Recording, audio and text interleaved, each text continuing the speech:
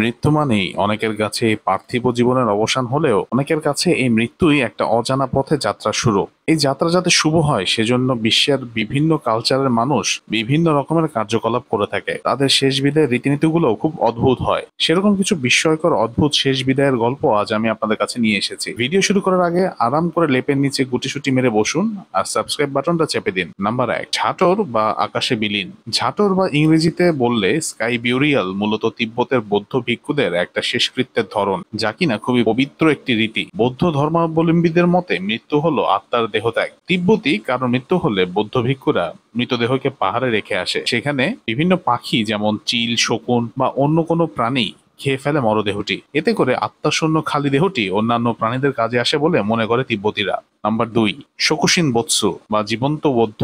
বৌদ্ধ মঙ্করা এনলাইটেনমেন্ট পাওয়ার জন্য নিজেদেরই জীবন্ত মমিতে রূপান্তরিত করে, যার নাম শোকুশিন বৎসু বা জীবন্ত বৌদ্ধ।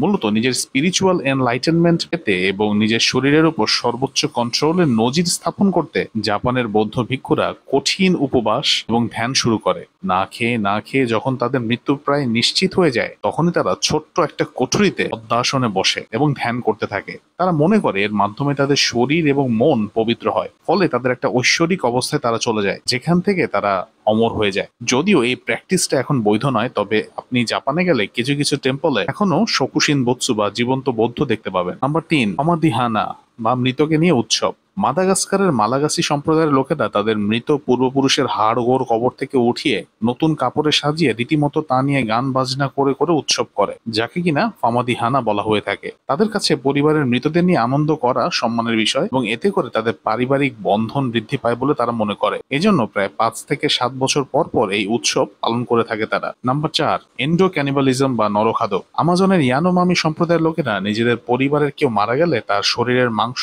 বা তার শেষকৃত্যের ছাই খেয়ে ফেলে। এতে করে মৃতের সাথে তার একটা সম্পর্ক স্থাপন হয়েছে বলে তারা মনে করে। এছাড়াও ব্রাজিলের ওয়ারি সম্প্রদায়ের লোকেরাও মৃতের মাংস খেয়ে ফেলে। তারা মনে করে এই ক্যানিবালিস্টিক বিহেভিয়ার তাদের আত্মাকেও মহাশূন্যে বিলীন করে দেয়। এর মাধ্যমে নাকি তাদের ইমোশনাল পেইনও লাঘব হয়। নাম্বার 5, সতীদাহ। আমরা বাঙালিরা এ বিষয়ে কম বেশি সবাই জানি। মূলত খ্রিস্টপূর্ব 400 বছরেরও আগে থেকে ভারতবর্ষে এই সতীদাহ প্রথা চলে আসছিল।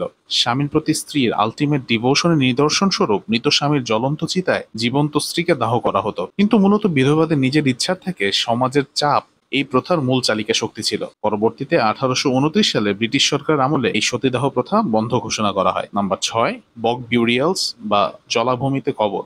নর্দার্ন ইউরোপ এবং জার্মান সম্প্রদায়ের লোকেরা তাদের মৃতদেহকে শ্যাওলা বা ঘাস লতাপাতাযুক্ত ঠান্ডা জলাভূমিতে সমাহিত করত। জলাভূমির অক্সিজেন ও লো টেম্পারেচারের জন্য মৃতদেহের চামড়াগুলো খুব সুন্দর ন্যাচারালি মমি হয়ে যেত। এর মধ্যে 1950 সালে আবিষ্কৃত টলেন্ট ম্যান নামের 2500 বছর পুরনো এক মমি উল্লেখযোগ্য। এর ডার্ক স্কিন মূলত পানিতে থাকা অধিক পরিমাণে অক্সিজেনের উপস্থিতির কারণে হয়েছে।